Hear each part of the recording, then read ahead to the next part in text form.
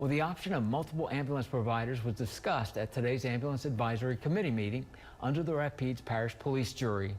Colin Vidros joins me now in the studio with more. Colin, what went on in today's meeting?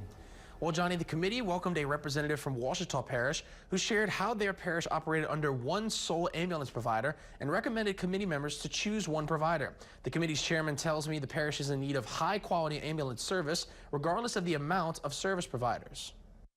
I can tell you, at the end of the day, we just need really good ambulance service for our people. The Ambulance Advisory Committee held its second meeting on June 5th, consisting of more deliberation of having one sole ambulance provider or multiple providers to serve the citizens of Rapides. The committee heard from a representative from Rapides Parish who expressed concern over multiple providers. It's great to have multiple proposers, multiple options.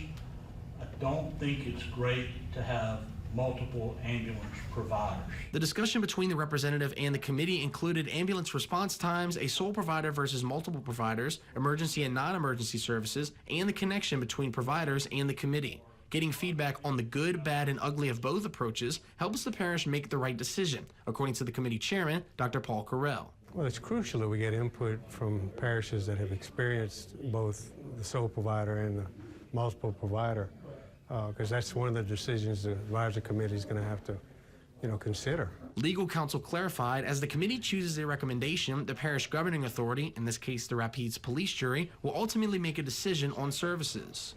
Eventually, we got to make that decision. Then we got to develop a request for proposals and get the proposals out to the providers that we hope are interested in submitting a bid for this project. Dr. Carell says the next meeting will provide for public comments on what the committee should consider when recommending an ambulance provider, if not one, multiple. If it's provided by one or provided by more, you still want high-quality service regardless, but there may be an inherent positive in one way or the other that we need to learn about.